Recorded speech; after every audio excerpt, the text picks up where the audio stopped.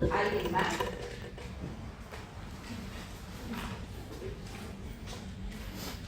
La RT54 la llamamos NUA, porque es la norma unificada argentina de contabilidad. Esa tiene cuerpo propio.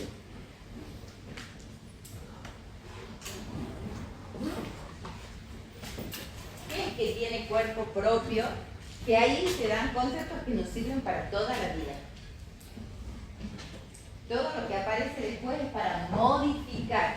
Esta es una modificativa de esta. Pero siempre cuando hablo, yo hablo de la 54, que es la que tiene cuerpo propio. Y la RT59 es una ampliación de esta. Pero siempre nosotros cuando armemos los estados contables, ¿de quién vamos a hablar? De esta. Porque es la que tiene cuerpo propio. ¿Entienden? ¿Qué quiere decir cuerpo propio? Que esa siempre es la que se aplica. Es como la 17. La 17 ha sido modificada por mucho, incluso por la RT31, que era para los bienes de uso, para el revalúo de bienes de uso. La 31, si ustedes la buscan, prácticamente ha desaparecido. ¿Por qué? Porque está dentro de la 17 que tiene cuerpo propio. ¿Sí? Lo mismo pasa con la 59. La 59 sola no nos sirve. Nos sirve metida dentro de la 54, que es las ampliaciones que le hacen. ¿Cuáles son las ampliaciones? Los títulos. Entonces ahora vamos a ver la RT54, un pedacito nomás para que ustedes empiecen a ubicarse. Porque ustedes en realidad ya la conocen, ¿no? Ya la vieron en Superior 1.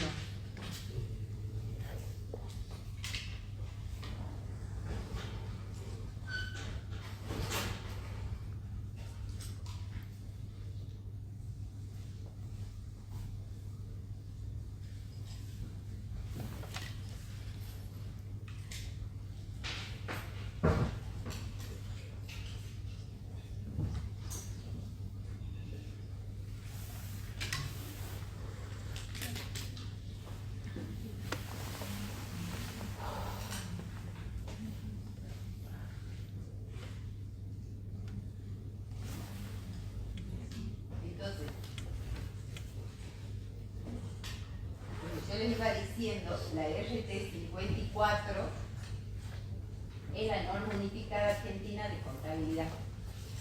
Y esa es la que tiene cuerpo propio. Así que siempre que le pregunten, ustedes tienen que decir la 54. La 56 es una modificación y la 59 es una ampliación.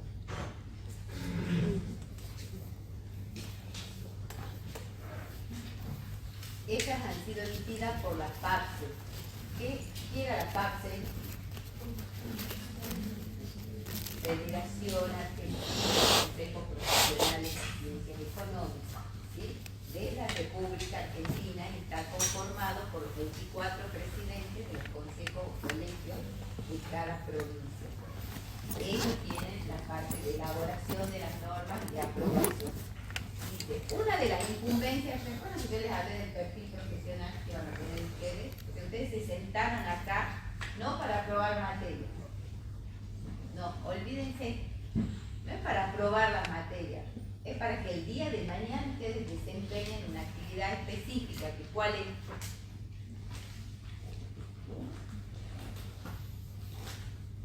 ¿Qué actividad van a desarrollar el día de mañana? Los servicios que presta un contador, las incumbencias que tiene el contador. Ustedes acá están sentados para eso, ustedes están estudiando no para aprobar la materia, sino para poder prestar el servicio del contador el día de mañana, para poder llevar a cabo todas las incumbencias. Entren a la página de la facultad y ahí está el perfil del contador. Esas son todas las incumbencias que ustedes tienen que lograr, todas las habilidades, las capacidades, las competencias que tienen que lograr, ¿sí? Entonces, una de las incumbencias es que preparemos los estados contables. Es la preparación y confección de los estados contables. ¿Se acuerdan cuáles son los estados contables? ¿Cuáles? El estado de situación patrimonial, que tenía los elementos que están en el marco conceptual de activo, pasivo y patrimonio neto, el estado de resultados, bien acá como dice su compañera, ingresos, gastos, ganancias, pérdidas y el resultado del ejercicio, el estado de evolución del patrimonio neto con el aporte de los propietarios, los resultados acumulados y el patrimonio neto propiamente dicho, y el flujo de efectivo, que es el origen y la aplicación de los fondos y el acumulado de los fondos, aumento o disminución. Eso es lo que nosotros le decíamos la confección de los estados contables. ¿De qué empresa hemos dicho que vamos a mirar? Algo. Obvio que van a haber muchísimas más, ¿no es cierto? Entonces, para que ustedes preparen los estados contables de una sociedad, ¿qué tienen que tener en cuenta para poder cubrir qué normas que tienen que mirar? ¿Se acuerdan qué normas tenían que mirar? En función de la clasificación, ¿cómo podían ser las normas? Contables y legales. Contables y legales, exactamente. Legales y contables profesionales, ¿sí? Las normas contables pueden ser legales, profesionales y las propias que tenga dentro de cada empresa. Las legales, dijimos que era el Código Civil y Comercial y la Ley General de Sociedades. Esto recuerden que es para una sociedad comercial. Ahora sí es que hacen del Consejo de Ciencias Económicas, ¿cuál es la legal? Porque el Consejo, ¿qué es? No es una sociedad anónima ni una SRL, es una ¿qué? Un ente sin fines de lucro. Entonces tienen que buscar la normativa para las fundaciones y asociaciones, ¿sí? Si es una cooperativa, tienen que buscar la ley de cooperativa. Esta, por eso les digo, para una sociedad comercial. Que puede ser la SAU, la SAS, la Sociedad Anónima, la SRL, la Sociedad de Comanita Simple, Comanita por Acciones, las sociedades regulares. Todas esas tienen que leer primero el marco legal, que es el Código Civil y Comercial, luego la ley y ver qué dice la ley respecto de esa sociedad que están constituyendo, y luego van a la profesional. En la profesional tenemos dos alternativas: la NIF, porque está a nivel internacional, o la NUA, que es la del Consejo Profesional de Ciencias Económicas. Y la particular son propias del ente, que cuando ustedes entran en ciertas organizaciones, como por ejemplo Carrefour, Ledesma, Arcor, van a tener sus propias normas. Si van acá a la panadería de al lado, a la Corona, de seguro que no tienen normas, porque son chiquititas las empresas, armarán los estados contables, pero no van a escribir normas. Pero de seguro en Carrefour, en Ledesma, en Comodín, que son instituciones grandes que tienen sucursales y todo, sí deben tener sus normas propias. Entonces, para elaborar y preparar los estados contables, yo la vez pasada le había dicho que hay que mirar el concepto donde se desarrolla, si es en la Argentina o si trabaja en la Argentina, pero está afiliada, asociada, subsidiada o controlada de una empresa internacional, que hay muchísimas, como por ejemplo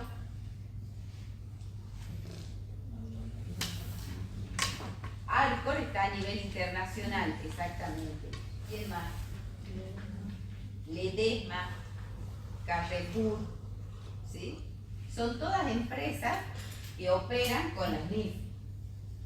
¿Por qué? Porque necesitan financiamiento o entrar en el mercado de capitales, que es que compre las acciones. Entonces, esta entidad o ente dijimos que tenía el aspecto contable, que usábamos un sistema de gestión administrativo contable, que podía ser el... Ustedes todavía no vieron, me dijeron los sistemas de gestión. Puede ser el Tango, puede ser el búho. Ahora la facultad hizo un convenio con Panto, ¿sí? Que era un contador que venía acá a la facultad, Germán, muchos sistemas. Entonces, dentro de ese sistema está el módulo contable donde se lleva a cabo el proceso contable, que ya dijimos que el proceso contable, ¿qué era? La captación de datos, el proceso propiamente dicho, que ahí es donde ustedes hacen la registración y miran todas las normas, todos los ajustes, y una vez que tenemos hecho el proceso vamos a obtener los resultados. En este caso, como estamos hablando de una sociedad comercial, tengo que armar el proceso en función de lo que me dice la Ley General de Sociedades con el Código Civil, de lo que me dice la norma argentina o la norma internacional, de acuerdo a la que yo aplique, y la norma propia de la institución. Armo mi informe contable y en este caso, como sabemos que es para uso externo, el informe contable que voy a obtener es del Estado. Los estados contables, o a nivel internacional se llaman estados financieros. Todo eso lo armamos para que el usuario externo, ¿qué haga con esos estados? Tome decisiones. ¿Cuáles eran las decisiones que iba a tomar? Si sigue invirtiendo o no, si sigue siendo accionista o si quiere entrar como accionista a una empresa, ¿sí? Ustedes van a ver que hoy por hoy, como yo les decía, el dinero que uno tiene de más, a veces se ponía, antes se guardaba bajo el colchón, después se empezó a poner en plazo fijo. Hoy por hoy la gente lo pone en acciones de empresas como esta, como Árbol, Lodema, IPF, o en la moneda electrónica, en el Bitcoin y todo, en función de qué ustedes van a poner la plata, si es rentable o no. Y todo eso me lo dice cuando va cotizando la acción. La acción va a depender de cuánto cotice en función de lo que le den los estados contables. Esa contabilidad es la que nosotros llamamos contabilidad patrimonial o financiera, que es lo que vemos en esta materia, la contabilidad patrimonial o financiera, no la de gestión. ¿Sí? La de gestión la van a ver en cuarto año. Siempre hemos dicho trabajando con el supuesto de empresa en marcha. A partir del 1 de enero del 2025, para elaborar o preparar los estados contables, entonces, si vamos a trabajar a nivel de la Argentina, tenemos dos alternativas. Una alternativa es aplicar la RT54, ya sea que sea ambiente pequeño, mediano o grande, ¿sí? Son las categorías que nos establece la NUA.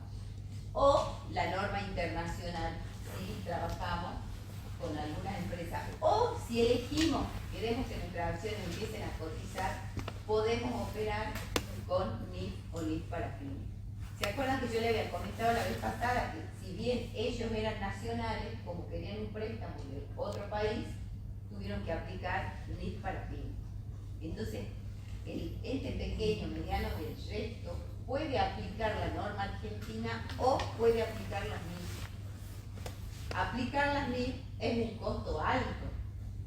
Entonces, por eso hay que analizarlo bien y es un proceso que lleva alrededor de 2 o 3 años. ¿Por qué? Porque tenés que preparar al personal, el sistema, todos los costos que tiene la implementación, cambiar la terminología, todo. Entonces, lleva su tiempo, ¿sí?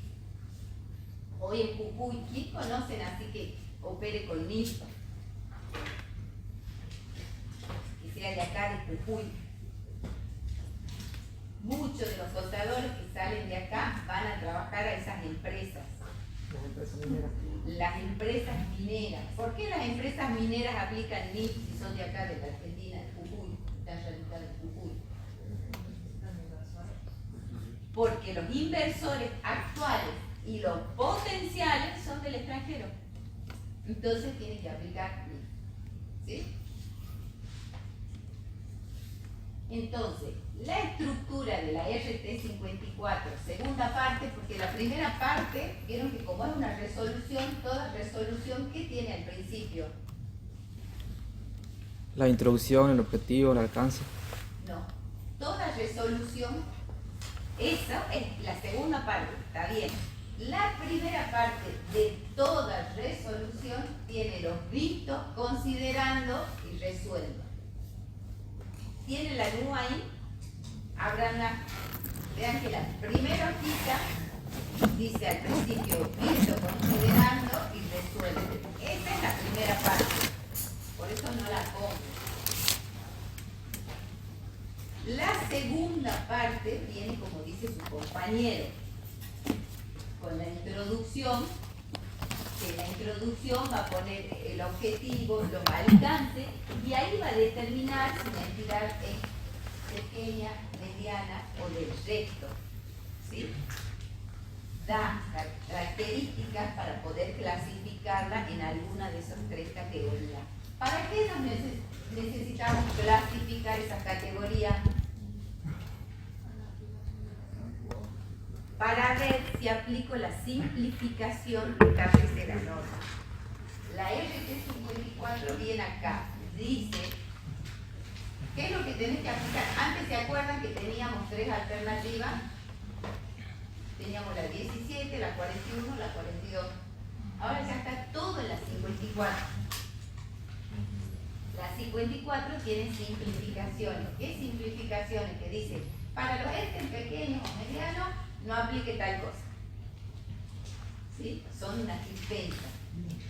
Entonces, para eso yo tengo que clasificar, para ver si aplico o no esas dispensas o simplificaciones o no las aplico.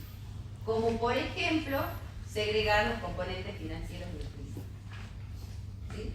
Yo puedo o no, de acuerdo en que si se encuentra en la categoría de ente pequeño o mediano. Después tengo el título primero, que ahí habla de las normas en general y establece para una empresa de baja complejidad. ¿Qué quiere decir de baja complejidad? Que lo que tiene es todo lo que ustedes han visto en Superior 1. Los rubros activos, caja y banco, créditos, bienes de cambio, bienes de uso. Entonces, para poder armar los estados contables de baja complejidad, yo puedo aplicar todo lo que dice el título primero. Es con lo que salió al principio la RT 54. ¿Qué negocio conoce que sea de baja complejidad?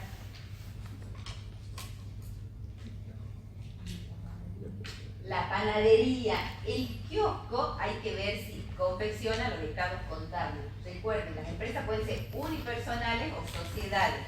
Las unipersonales, por lo general, no arman estados contables. ¿Por qué? Porque ellos son los mismos que financian.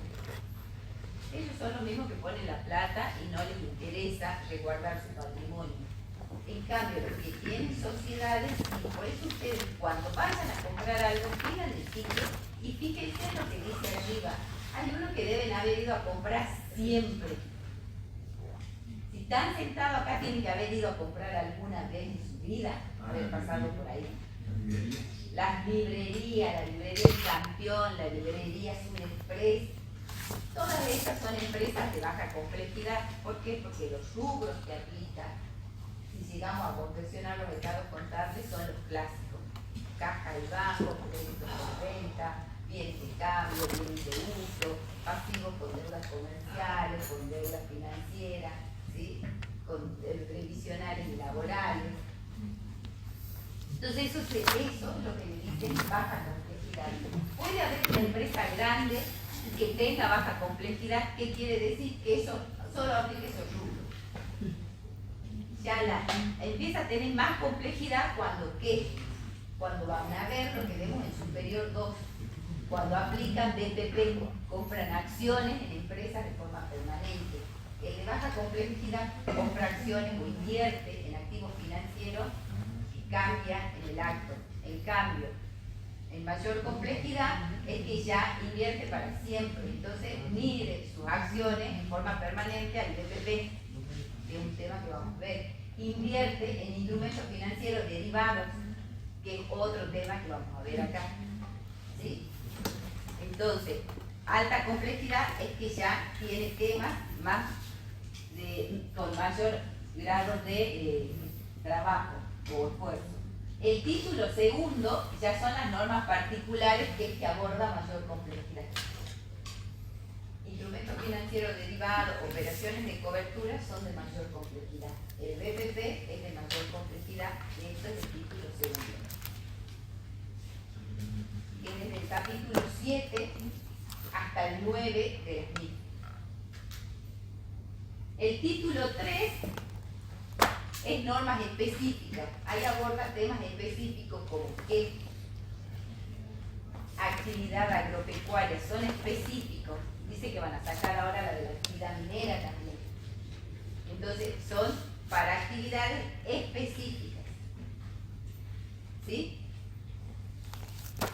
Luego tiene el apéndice, que es todo lo que era de las normas para aplicar en la primera vez que aplico la RT 54. El apéndice ese me dice cómo hacer para aplicar por primera vez la RT 54, porque tengo que migrar de las normas que tenía antes a la RT 54. Y por último tiene un glosario. El glosario incluye definiciones de palabras y expresiones que son las que están en negrita en la norma. Si ustedes abren la norma van a ver que hay textos que tienen palabras en negrita. Esas palabras en negrita quiere decir que están en el glosario y que el glosario está al final. ¿Sí? ¿Alguna duda?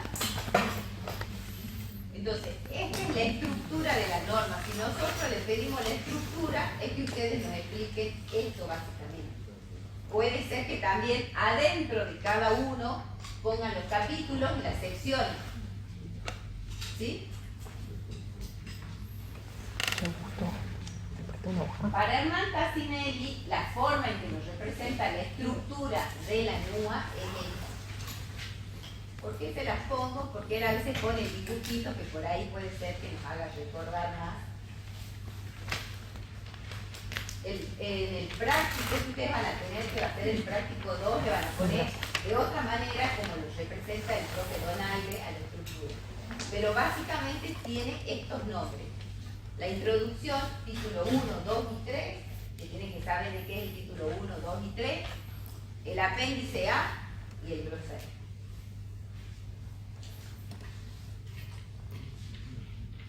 En la parte de la introducción, como dice su compañero, dice el objetivo y el alcance. El objetivo es preparar los estados contables para dar cumplimiento cumpliendo el requisito de reconocimiento, medición, baja en cuenta y presentación y revelación.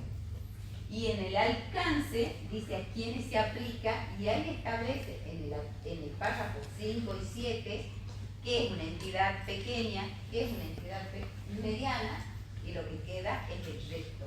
¿Por qué le llama resto y no grande?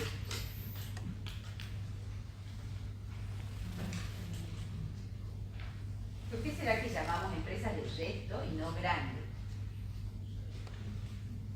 Porque a veces puede ser que sea pequeña, pero tenga alguna característica que no le permite entrar en la pequeña y tenga que ir al resto. ¿Entienden? No es que sea solo para las grandes, por eso no se dice grande, porque si ustedes se imaginan para las grandes, dicen, no, ahí solo van las grandes. No, van también las pequeñas y las medianas, que por alguna característica específica, como por ejemplo, una compañía de seguro. La compañía de seguro tiene que ir al resto o tiene que aplicar. ¿Entienden?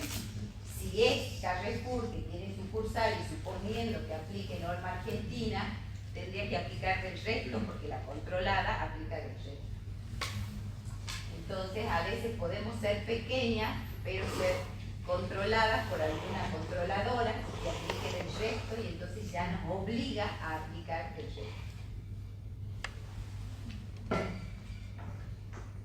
Entonces, en la Argentina, aparte de las características que te dicen que no sea una entidad financiera, que no sea una aseguradora, de seguro, una empresa de seguro, o que no sea una empresa con participación estatal mayoritaria, que no tenga una controladora, que sea que esté en las NIF o que aplique de resto, te da un umbral, un aspecto cuantitativo, que sería un monto. Ese monto, también aparte de esas características cualitativas, me da las tres alternativas para que sea o una empresa del resto, o una empresa mediana, o una empresa pequeña. ¿Cuál es ese umbral? Si nosotros marcamos, empezando en 0, en una línea, a diciembre del 2023, todas las empresas que tenían ingresos del ejercicio anterior, o sea que si acá estamos en octubre del 2023, eran los ingresos del año anterior, de octubre del 2022, ¿sí? Siempre nosotros nos paramos en este año y tenemos que ver los ingresos del año anterior en el mismo periodo de tiempo. Entonces, si la empresa tenía entre 0 y 650 millones de pesos de ingresos, podía entrar dentro de la categoría o la clasificación de ente pequeño. Si tenía ingresos entre 650 millones y 3.250 millones, podía ser calificada como entidad mediana. Y si tenía mayor de 3.250 millones, ya era del resto. Ese es el parámetro cuantitativo, ¿no? Si con el cualitativo se tenía que ir al resto, ya estaba en el resto. Entonces, analizando, como les decía, que esto van a ser ejercicios, si estamos a octubre del 2023, yo tengo que mirar los ingresos de octubre del 2022 para ver dónde me paro. Si estamos en diciembre del 2025, tenemos que ver los ingresos de diciembre del 2024. Y esto era el monto, 4.861.549.242. Si tenías ingreso hasta ese monto, entrabas en el umbral de las pequeñas, de las entidades pequeñas. Si desde ese monto a 24.307.746.212 podías entrar dentro del umbral de las entidades medianas, y si superabas ese ingreso ya te ibas a las entidades del resto. Veamos los estados contables de Alcor. Mírenlo y díganme en qué umbral están. Si ellos tendrían que haber aplicado la RT 54, si entraban dentro de esto, se iban para acá.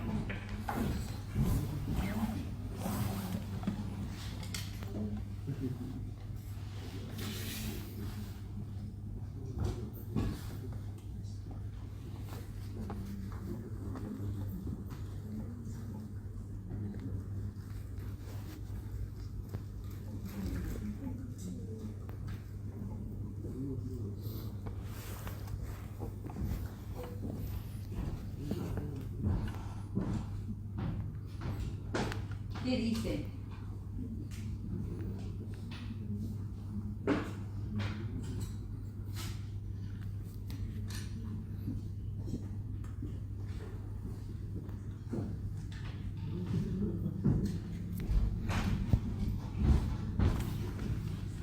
¿Cuánto les dicen que tenían de ingreso?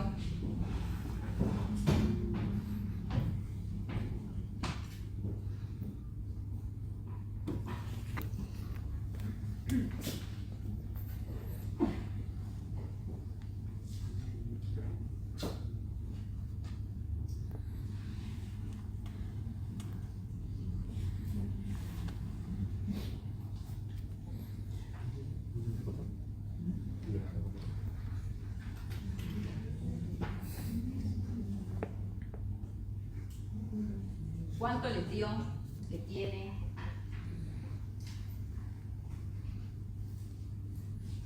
A ver, ¿cómo?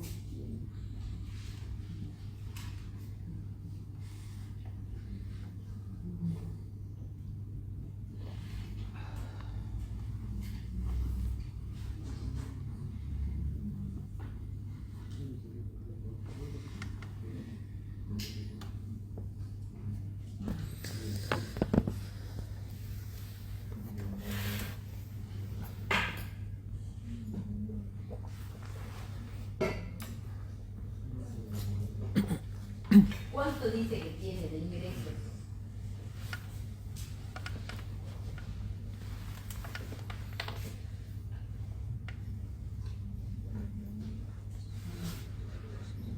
Fíjense en la parte esta. ¿Cuáles son los ingresos que tengo que mirar en el umbral de ingreso? Es acá.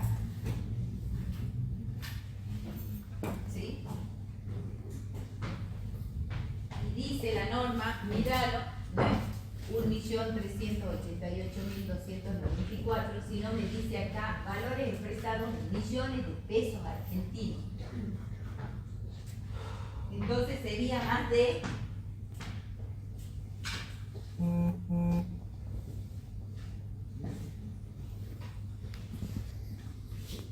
vamos más de los millones, ¿sí? Porque es como 1.388.294 millones. ¿Entiendes? Entonces, ¿en qué umbral estaría?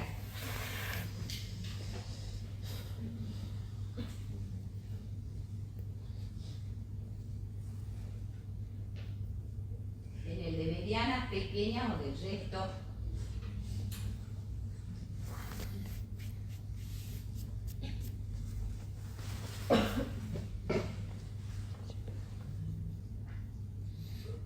¿Qué les parece? ¿En cuál estaría?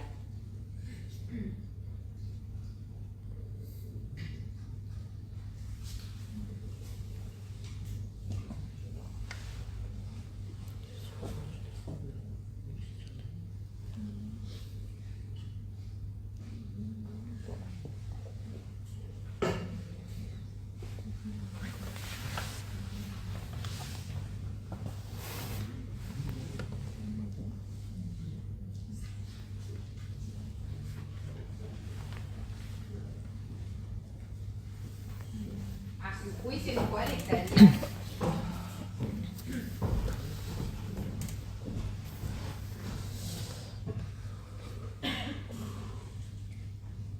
Si hacemos entonces la línea acá,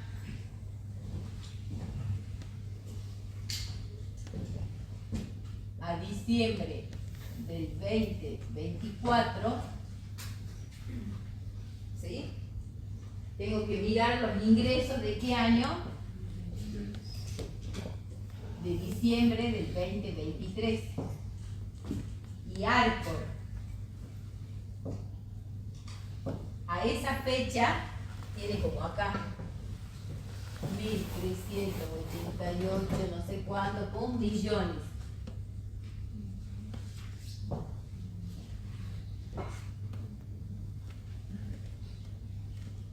Y el umbral que nosotros teníamos era para entes pequeños, ¿cuánto? Busquen el, o vamos con el 2024, que era que teníamos los datos, ¿no?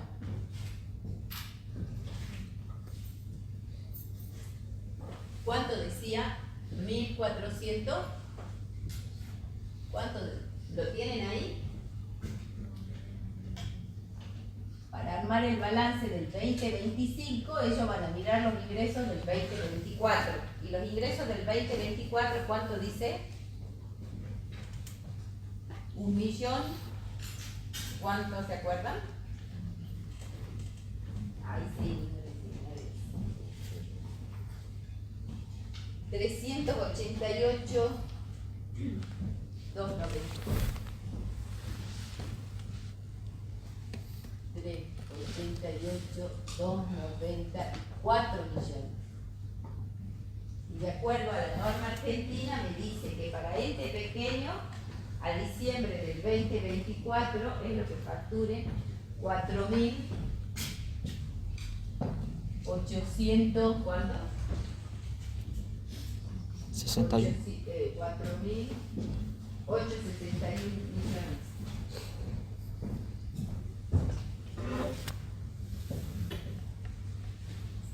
El ente mediano es el que llega a facturar,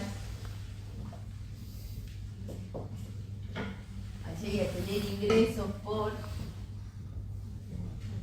4.000 hasta 24.307 millones. Hasta 24.703 millones. ¿Sí? Los que están en ese rango son entes medianos. Y del resto es lo que van de acá para allá. ¿Sí? O sea que Arcor está muchísimo más. Entonces aplicaría del resto.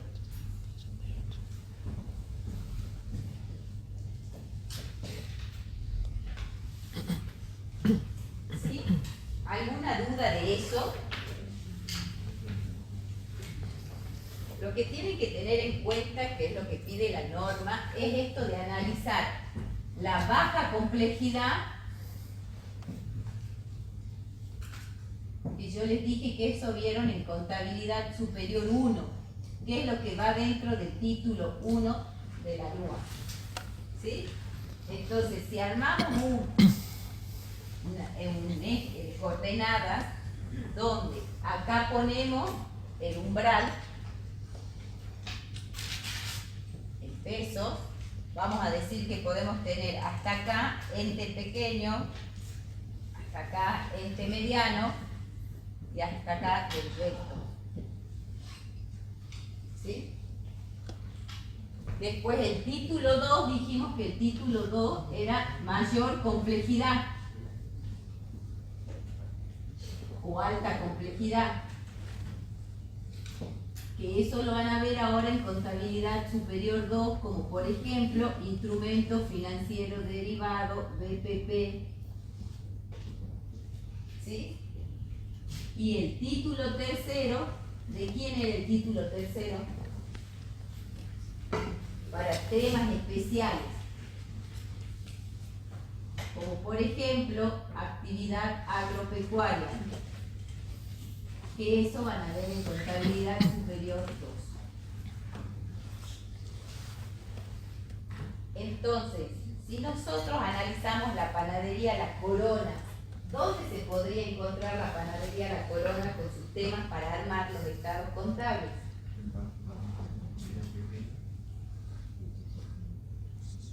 Temas. Entonces sería acá. ¿Sí? ¿Por qué? Porque es un tema de baja complejidad, dijimos, y era un ente pequeño.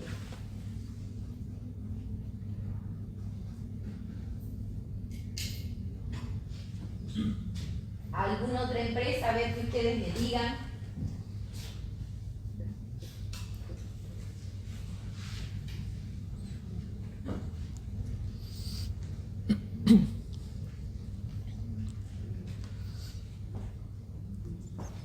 Arcor, si llegara a aplicar norma argentina, ¿en dónde estaría Arcor?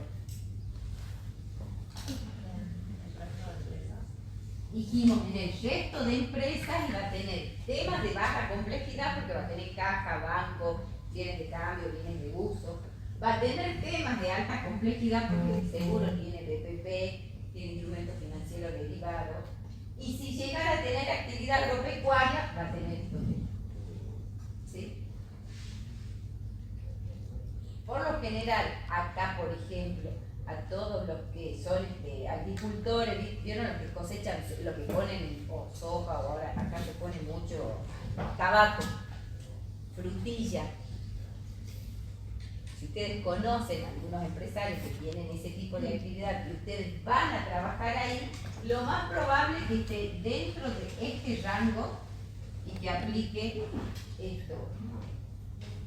¿Sí? Aplique actividad agropecuaria y temas de baja complejidad. Entonces, la complejidad y el umbral son temas distintos. No es porque sea ente pequeño, solo me pongo acá. Solo me pongo acá, pero si no tengo actividad agropecuaria, puede ser que tenga un tabacalero o, ¿cómo se llama? Que pone, sí, tabaco, que sea pequeño, porque no supere los 4.861 millones, pero tenga también actividad agropecuaria y entonces tenga que marcarse. ¿Qué quiere decir la complejidad? Es los temas que yo tengo que saber para poder confeccionar los estados contables. los títulos que voy a abordar y que tengo que conocer para confeccionar los estados contables. Como yo les decía, ustedes en Contabilidad Superior 1 han visto todo esto, que es todos los rubros clásicos del activo y del pasivo, más el ajuste por inflación, el modelo contable. Entonces, están listos para preparar estados contables. Nosotros en Superior 2, lo que les vamos a enseñar es parte de esto. No todo el tema 2 ni el tema 3 completo, sino parte de eso. ¿Sí? ¿Alguna duda? Esto les va a servir para armar el práctico 2. Lo que sí tienen que tener en cuenta, que recién me acuerdo, miren, no me acordaba, era dentro del capítulo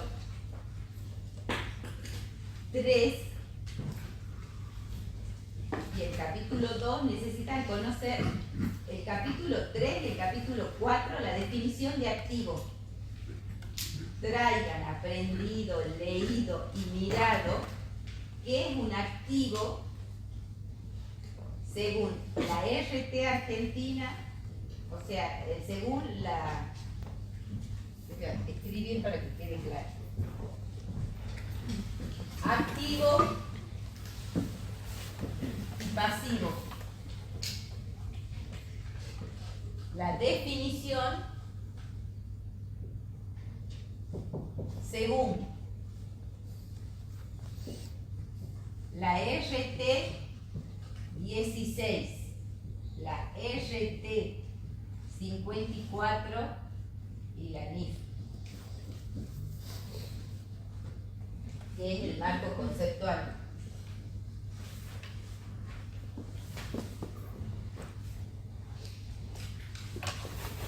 Para que puedan armar el práctico número 2.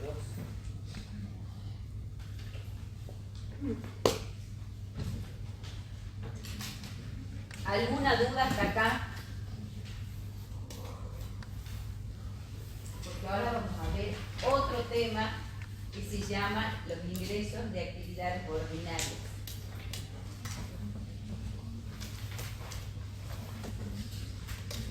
¿No tienen duda de esto?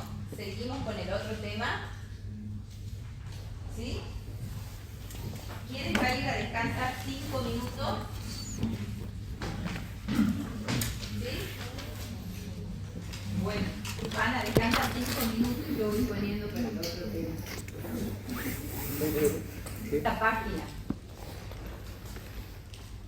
le va a bajar los montos de ingresos incluidos en el alcance de la resolución técnica número 54 para calificar como entidad pequeña y mediana desde diciembre del 2022 a junio del 2025. ¿Sí? Les explica cuál es la norma, todo, que es la resolución 608, que puso en práctica esto del umbral y todo para aplicarlo. La primera parte lo leen y esto empieza a partir de octubre del 2022.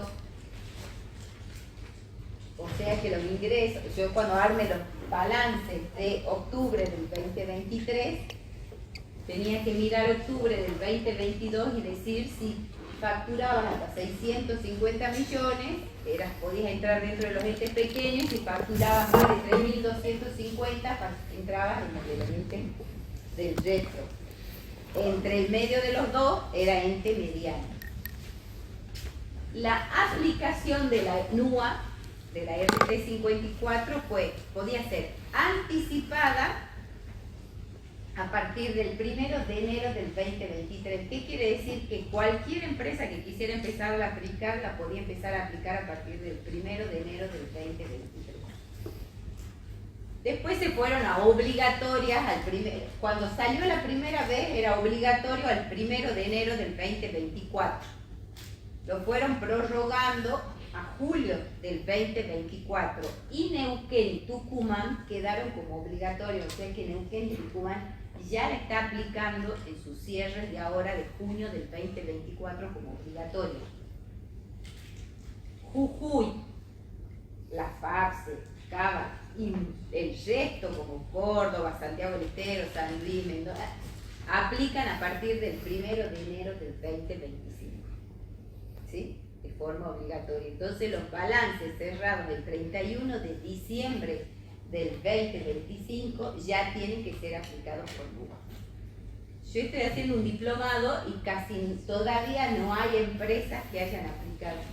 No podemos conseguir estados contables con NUA, ¿sí? Porque como no es obligatorio, no le están aplicando, ¿sí? ¿Por qué? Porque también es una transición, lleva un costo, un tratamiento distinto a lo que veníamos haciendo, aquí sí que por eso la gente tampoco prepara los estados contables con NUA. ¿Alguna otra duda? Acá, como les decía, están los ingresos. Estos son los que yo les di, que eran de octubre del 2023, que teníamos que el año inmediato anterior es octubre 2022 y se actualiza según el índice de precio al consumidor que establece la FAPSE. Este monto lo multiplica y obtiene los montos siguientes, ¿sí? Y el que decíamos para trabajar con, que yo les traje, es diciembre 2025, por eso debo ver los ingresos del 2025, de diciembre 2024, y ahí están los 4.861.549.242 y los 24.307.746. Y si quieren pueden hasta junio del 2026. Ya tenemos, ¿por qué? Porque son los balances cerrados a junio del 2025. Los ingresos a junio del 2025 ya están, ¿sí? Recuerden, o no sé si es recordar o saber, hay empresas que deben cerrar los estados contables todos los meses. Como por ejemplo, las entidades financieras, ¿sí? Entonces ellos sí o sí necesitan estos montos actualizados para ver dónde los ponen o hacer el ajuste por inflación. Este es de la actualización del monto para saber en qué umbral. Hay otro que es el que actualizamos los índices para el ajuste por inflación. Entonces por eso es que se llama medición posterior, porque podés tener posterior, que yo tengo que cerrar todos los meses. Hay empresas que cierran trimestral. ¿Quiénes están obligados a cerrar en forma trimestral? Que cotizan en bolsa. Las empresas que cotizan en bolsa. Por eso ustedes cuando busquen van a encontrar los trimestrales, los individuales, los consolidados, ¿sí? Trimestral y el anual. Entonces, no todas las empresas cierran al año los estados contables. Pueden ser mensual, pueden ser bimestral, trimestral. Depende de la norma de la empresa. A veces puede ser que nosotros estemos asociados, seamos subsidiarias de alguna controladora del extranjero y diga, yo quiero cerrar cada 2 meses los estados contables para ver cómo avanza la empresa. Entonces hay que prepararle los estados contables, ¿sí? Pero los que se publican y se aprueban son los anuales, ¿sí? ¿Alguna otra duda? Nada. Bueno, vamos al tema entonces de ingresos de actividades ordinarias.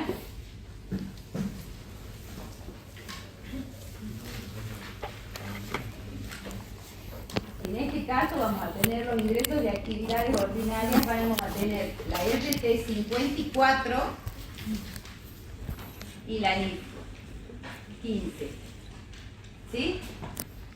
¿Cuáles son los ingresos de actividades ordinarias? Los ingresos que tienen todas las empresas, o sea, como sería el que le genera los recursos, los ingresos para ir al estado del resultado. A nivel local, digamos, con la 54, está en el capítulo 5 y es el reconocimiento de ingresos de actividades ordinarias procedentes de transacciones o intercambios. ¿Qué son las transacciones? ¿Cuáles son las transacciones?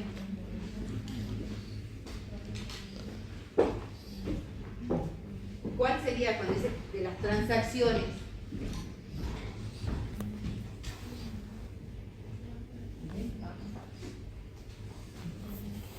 Venta o la venta de su bien de cambio, que como yo les decía era una empresa que revende, o ingresos. Se puede dar por venta de bienes o Prestación de servicio. Bien ahí, prestación de servicio. ¿Qué servicio que seguro ustedes han usado para llegar acá han consumido? El transporte, o han venido volando, el auto, el Uber, es un servicio. El colectivo es un servicio, ¿sí? Si vinieron en avión, es un servicio. Las agencias de viaje es un servicio. Entonces, puede ser por la venta de todo bien, desde carteras a comestibles, panadería, todo lo que queramos. Puede ser por la prestación de algún servicio, ¿sí? Contrato el servicio de un abogado, de un médico, de un contador, de un ingeniero, de un escribano. El servicio de transporte, que ya ven el colectivo, el Uber, el taxi, el remis, ¿sí? El servicio de construcción de algo, el flete, cuando ustedes compran en el mercado libre y les traen el flete que les trae, todos esos son servicios. O también los servicios que son de avión, de turismo, ¿sí?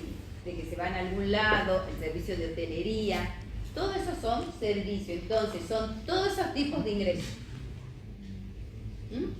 La compra del celular es la venta de un bien. ¿Y cuál es la prestación del servicio? El abono mensual para que podamos tener internet, para que podamos llamar por teléfono, ¿sí? Para que tengamos la línea. ¿Alguna duda? Entonces, esos ingresos vamos a ver. De acuerdo a la RT 54, entonces, los ingresos de actividades ordinarias son todo aumento de patrimonio neto que no sea generado por el aporte de los accionistas, porque puede aumentar el patrimonio por los aportes de los accionistas. No. Y entonces te dice, este aumento se puede generar de forma externa o de forma interna, ¿sí? Menos, recuerden, los aportes de los accionistas. Externa es por operaciones de intercambio, por las transacciones, porque te vendo un bien, porque te presto un servicio, entonces vos me pagas y a mí se me genera un ingreso. En cambio, en forma interna es por el crecimiento natural del producto que yo tengo, ¿sí? Que por lo general es la actividad agropecuaria, como por ejemplo el árbol que va creciendo y me va a dar su fruto el día de mañana. ¿Qué tipo de árbol puede ser? Un limonero. Manzano. ¿Qué más? Limonero, el clásico limonero, el de olivo que tiene las uvas, las aceitunas, la vid que tiene las uvas, o sea, de cualquier tipo de actividad agropecuaria, ya sea que tengamos pollito, venta de pollo. ¿Qué vamos a tener? El pollito chiquitito que compran, el huevito que lo incuban y sale el pollito y de ahí se transforma en la gallina o el pollo, que es el que después tienen congelado. ¿Vieron que los chicos dicen, ¿de dónde sale el pollo del freezer? No, no sale del freezer. Hubo un huevito que fue incubado todo, se transformó en pollito y de ahí después fue el pollo grande y ahora es el que vos comés. ¿Sí? Eso es el crecimiento natural, eso es el ingreso interno. El externo es con transacción.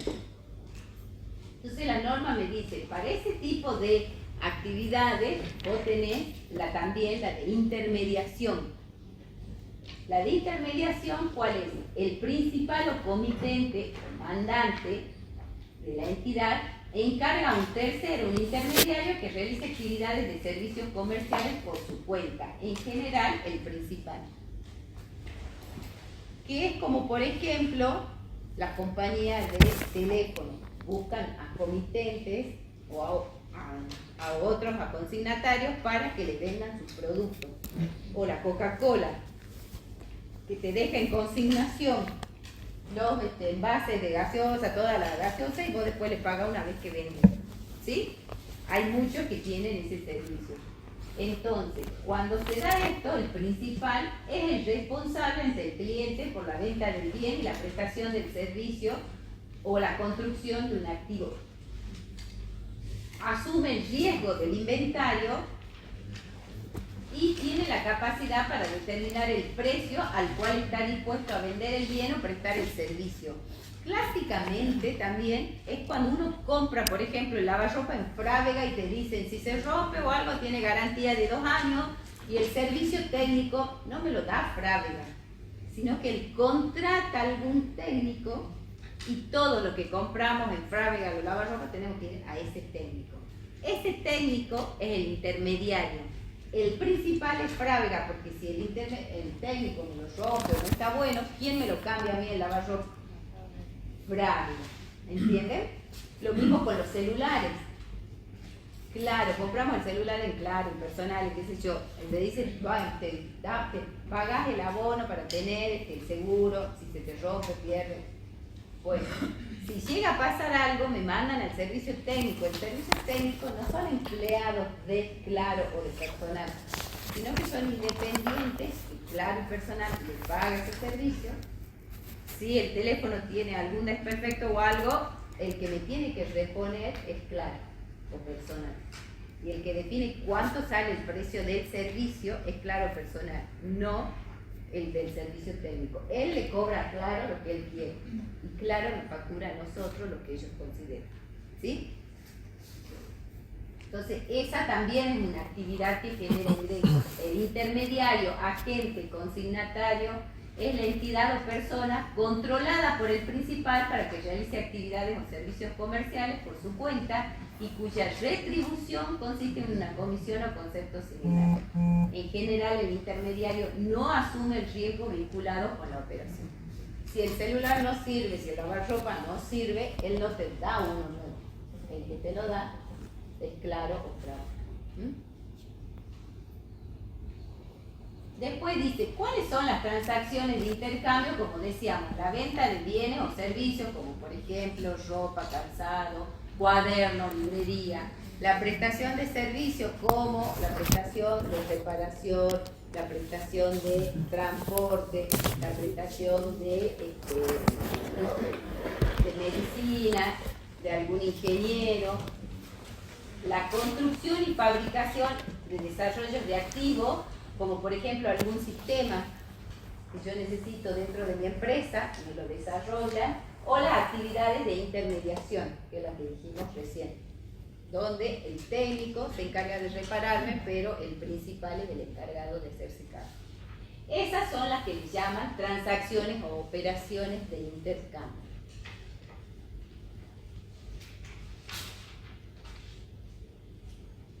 Entonces, ¿cuándo voy a reconocer o se va a generar el devengamiento de estas transacciones? Del ingreso por venta, del ingreso procedente de los servicios, los ingresos procedentes de la construcción y el anticipo de cliente. Cuando se dé alguno de estos ingresos o anticipo de cliente, yo lo tengo que reconocer a ese ingreso. ¿En qué momento? Dice. El ingreso por la venta desde el momento que obtiene el control de tales bienes el cliente. O sea, cuando yo le entrego el lavarropa, yo le entrego el celular al cliente, ahí yo reconozco el ingreso en mi empresa. En la prestación del servicio puede ser de dos maneras. En forma continua, en el momento que se realiza la prestación. Por ejemplo, yo construyo, soy empresa constructora y le construimos la casa a ustedes en su terreno. A medida que vamos construyendo, se va firmando un certificado de avance de obra y van pagando. El otro se llama los demás servicios cuando se concluye la prestación, que es como por ejemplo, cuando nosotros hacemos un sistema. Vienen, nos contratamos ingenieros para hacer el sistema, les vamos diciendo las cosas, ellos van preparando. ¿Cuándo me entregan el sistema? Cuando el sistema ya está andando. Entonces ahí yo tengo el control. Entonces ahí recién reconozco el servicio. Es decir, que vos vas a reconocer el ingreso cuando tu cliente tiene el poder de tenerlo.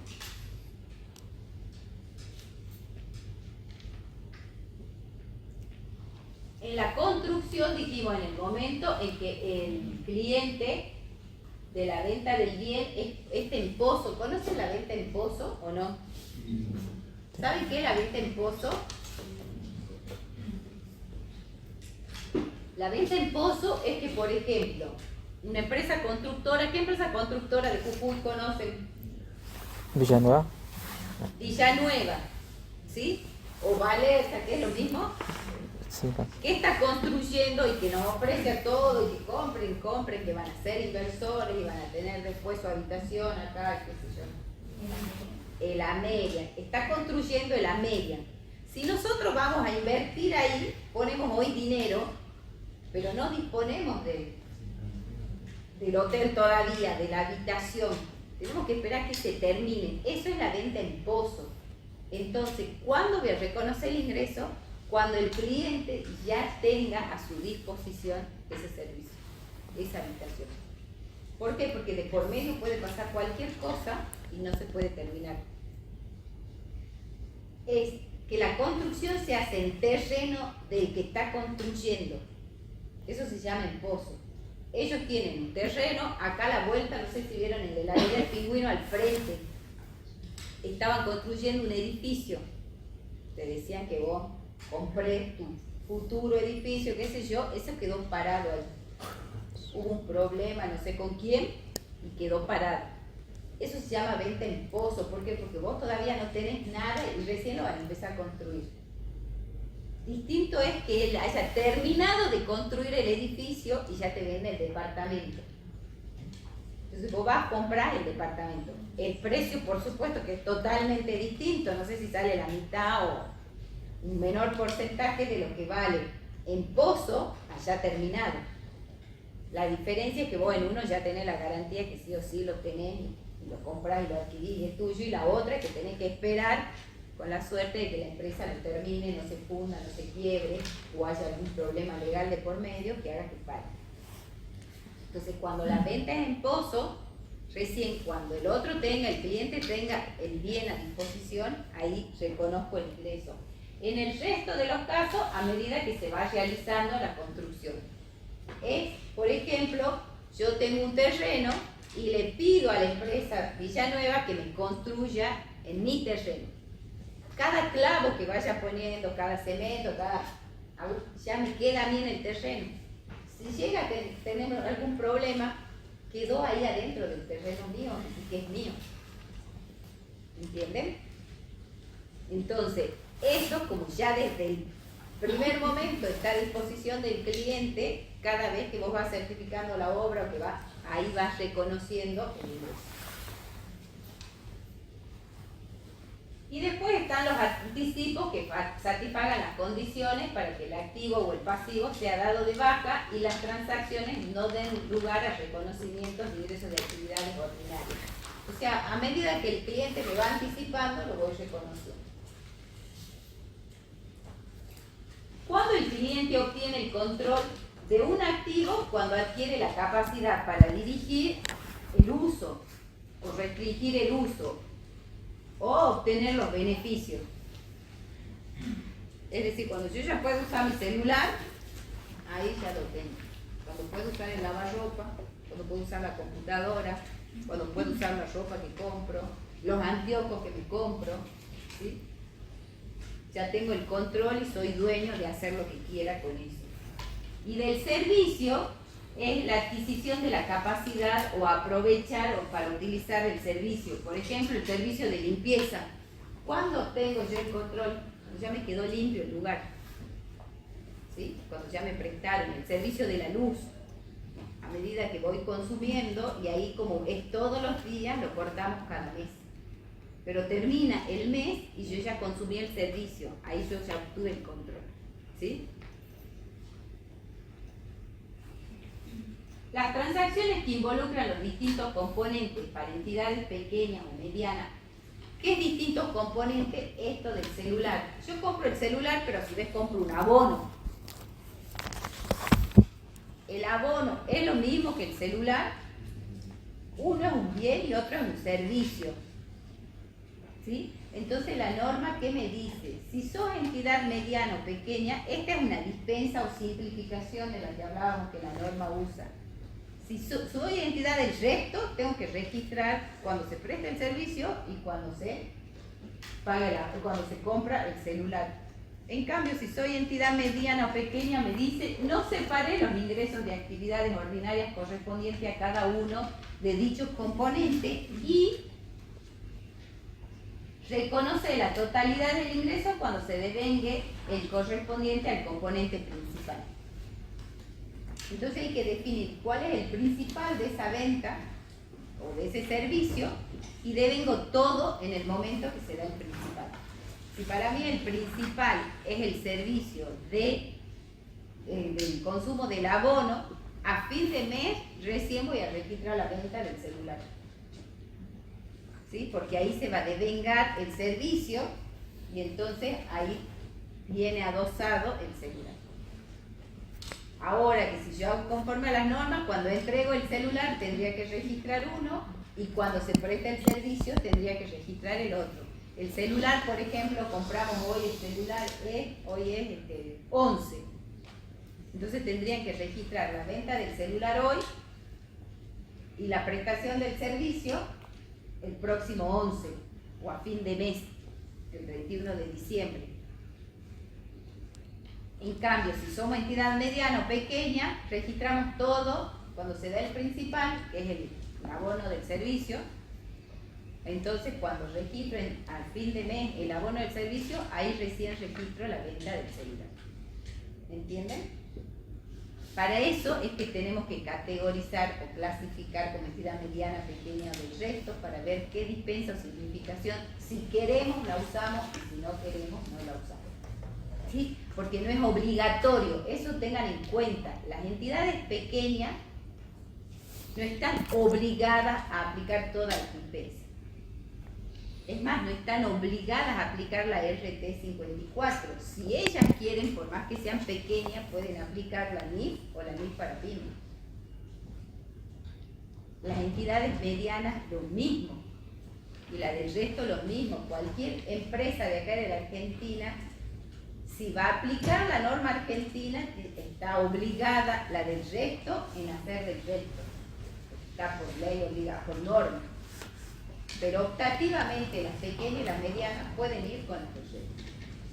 Y si quiere aplicar norma internacional, también puede aplicar norma internacional.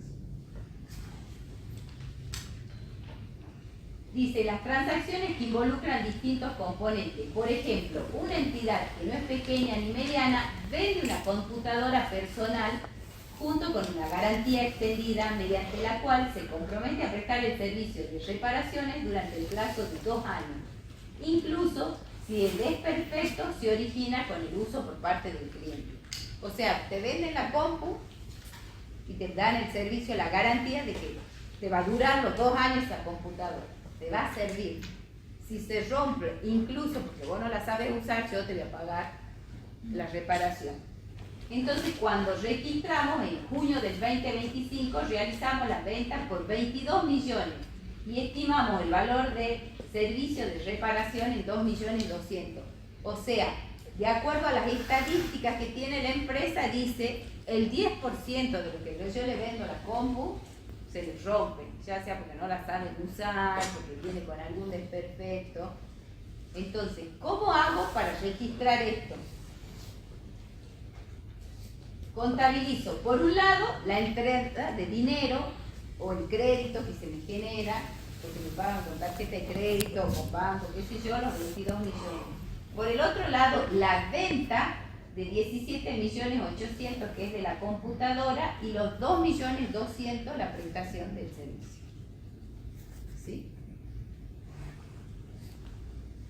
Son dos ingresos distintos, porque ahí, por eso es compleja. ¿Por qué? Porque hay un bien y un servicio que están a un solo precio, a un mismo precio. Entonces yo, ¿cómo saco el valor del servicio? Haciendo análisis estadístico. Por eso estudian estadística, para sacar las probabilidades estadísticas. De acuerdo a esto, el 10% es que después lo tienen que mandar a reparar. Seguimos. Durante el mes de julio del 2025, prestó servicios de mantenimiento por garantía extendida otorgadas durante el mes anterior. El importe de los servicios prestados ascendían a 150.000 pesos. O sea, de los 22 millones que había vendido, de los 17.800 de computadora y los 2.200 de los servicios, en este mes, al mes siguiente, ya va gastando para mantenimiento 150. Entonces, ¿qué hace? Contabiliza la previsión por mantenimiento a servicios de mantenimiento personal. ¿Sí?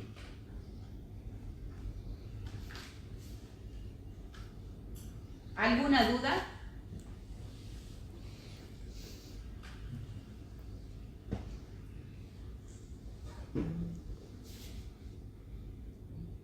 Bueno, ¿cómo debo medir los ingresos de actividades ordinarias? En general, al precio convenido con el cliente.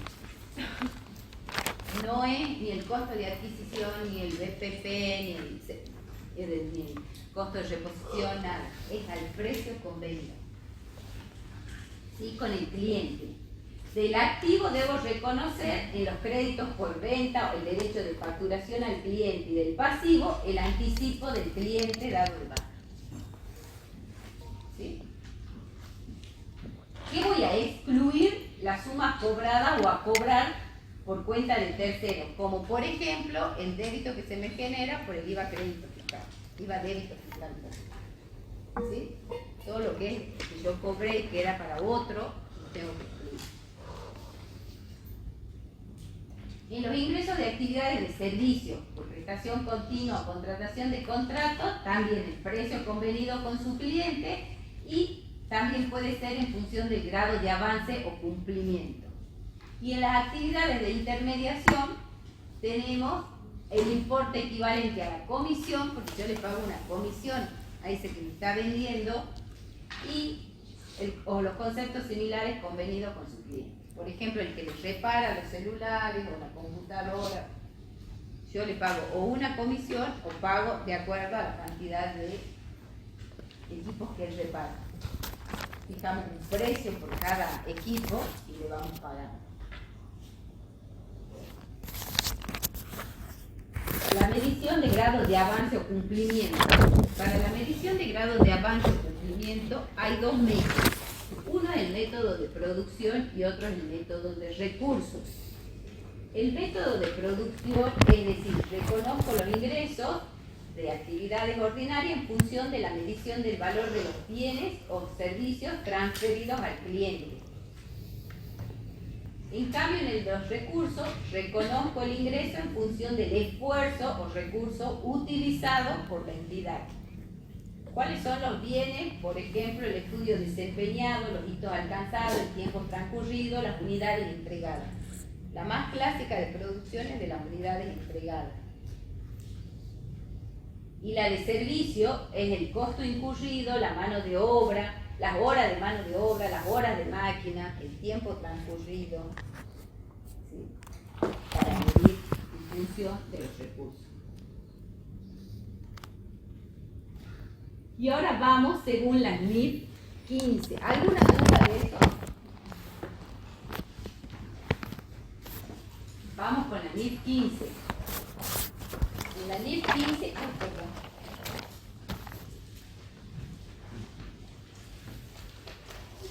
La NIF 15 dice que tiene como objetivo la información útil del usuario de los estados contables sobre la naturaleza, importe, calendario, o sea, el tiempo, e incertidumbre de los ingresos de actividades ordinarias y flujos de efectivos que surgen de contratos con el cliente. Por eso yo le había puesto el dibujito del contrato firmado. Porque en esto la NIF habla de contrato firmado. ¿Por qué? Porque a veces ellos también el contrato para la NIF, recuerden que puede ser verbal o escrito. En este caso, ellos casi todo lo que venden o todos los servicios que prestan hacen un contrato que firman entre las partes. Dice, pretende que una entidad reconozca los ingresos de actividades ordinarias para representar la transferencia de bienes o servicios comprometidos por un cliente por un importe que refleja la contraprestación a que la entidad espera tener derecho o cambio de dichos bienes o servicios. La norma parte de las obligaciones que generan el contrato para luego definir cuándo se reconocen los ingresos de actividades ordinarias. Y el contrato es un contrato, un acuerdo entre dos o más partes que crean derechos y obligaciones exigibles. Los contratos pueden ser escritos, orales o estar implícito en la práctica tradicional del negocio de una entidad. Nosotros no nos damos cuenta, pero cuando compramos algo, hacemos un contrato. ¿Sí? Nada más que es implícito, no está escrito. Dice, la norma define obligaciones de desempeño, el término no incluido, que no está incluido en la RT 51, título primero del capítulo 5. Es decir, la obligación de desempeño es identificar qué es el servicio o el bien que te tengo que dar. Es un término que usa la NIF 15, pero que no usa la RT 54.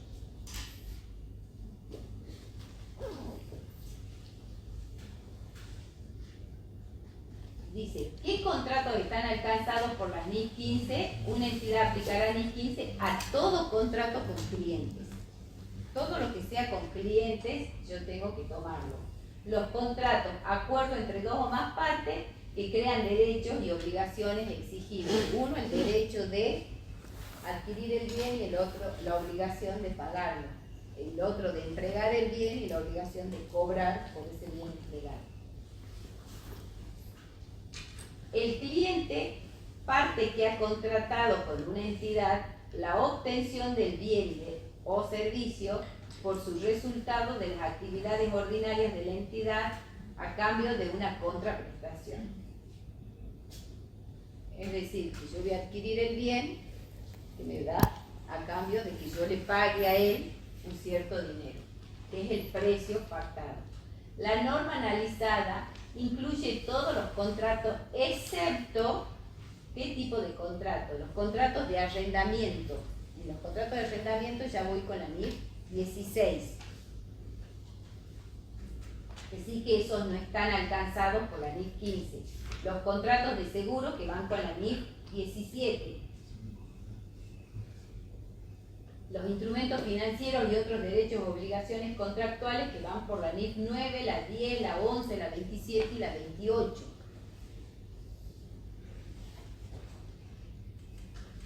Y los intercambios no monetarios entre entidades en más líneas de negocio, o sea, entre ellas mismas, que son con líneas de negocio, de acuerdo a la actividad.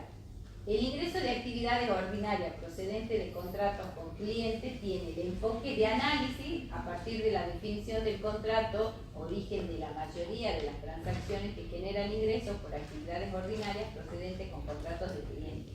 El enfoque de análisis define lo que es contrato y dice, es el origen de la mayoría de las transacciones que generan ingresos de actividades ordinarias procedentes de contratos con clientes en una entidad, generando la obligación de desempeño que está en el apéndice de las NIF 15 y dice, ¿qué es una obligación de desempeño? Un compromiso, un contrato con un cliente para transferir a un bien o servicio o un grupo de bienes o servicios que a destino o una serie de bienes o servicios distintos que son sustancialmente los mismos y que tienen el mismo patrón de transferencia al cliente. Es decir, eso, yo te doy el celular, te vendo el celular y te pago y también te cobro el abono. Te vendo la computadora y te doy una garantía. Una obligación de desempeño en la computadora, otra obligación de desempeño en la garantía, porque vieron que ustedes cuando van a comprar le preguntan, ¿quiere garantía? Y si paga va a estar extendida por 1 año, por 2 años, porque son dos obligaciones de desempeño distintas. Una cosa es la compra del bien en sí y otra cosa es la garantía de que ese bien te sirva y te bien durante X cantidad de tiempo. Por ejemplo, cuando compramos un rodado, ¿cuál es el servicio que le anexan, que es otra obligación de desempeño distinta?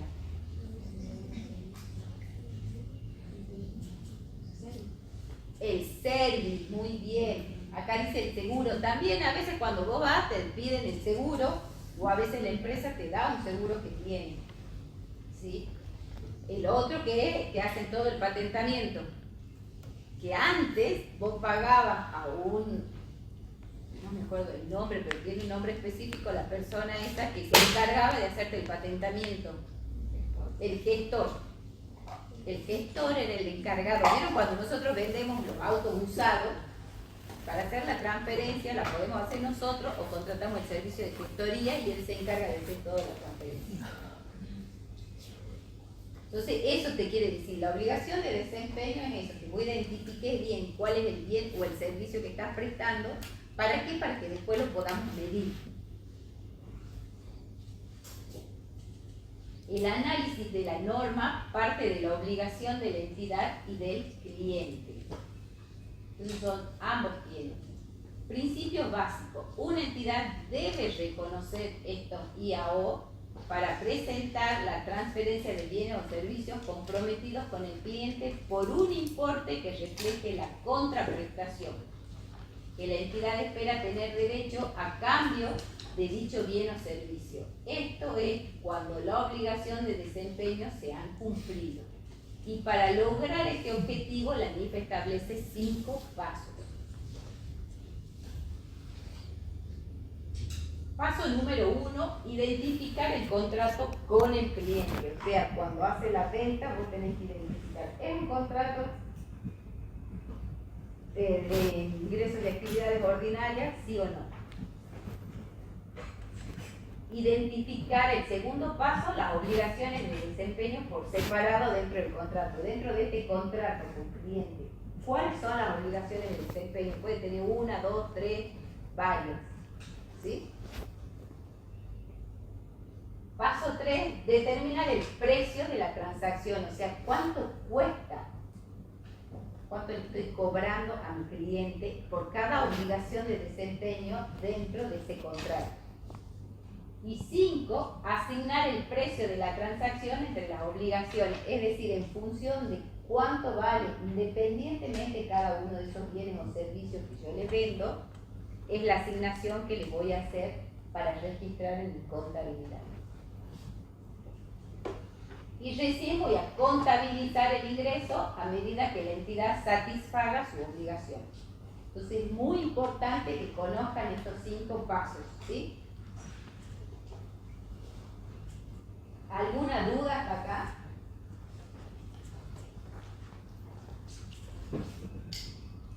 Primer paso, identificar el contrato. Una entidad contabilizará un contrato con un cliente que queda dentro del alcance de la NIF 15 solo cuando se cumplan todos los criterios siguientes. Primero, las partes del contrato han aprobado el contrato por escrito, oralmente o de acuerdo con otras prácticas tradicionales del negocio y se comprometen a cumplir con sus respectivas obligaciones. 2. La entidad puede identificar los derechos de cada parte con respecto de los bienes o servicios a transferir. 3. La entidad puede identificar las condiciones de pago con respecto a los bienes o servicios a transferir, es decir, cómo van a pagar.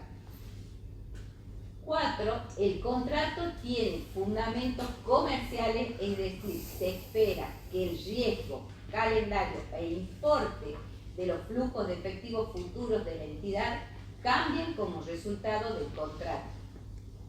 Es cuando pagamos nosotros en esto del calendario y todo, es cuando uno paga, cobra crédito, le da alguna financiación, ¿sí?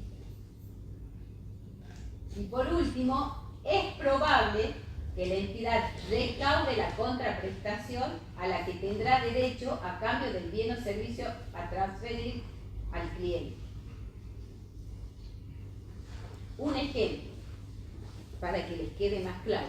Una entidad que desarrolla software realiza un contrato con un cliente para transferir una licencia de software y realizar un servicio de instalación y proporcionar actualizaciones del software no especificadas y soporte técnico en línea y por teléfono por un periodo de 2 años. Es decir, miren todos los servicios que les presto. La entidad vende la licencia, el servicio de instalación y el soporte técnico por separado. Es decir, que si yo fuera a contratar, también puedo ir y comprar por un lado el software, por el otro lado el soporte técnico, por el otro lado el servicio de instalación que me lo coloque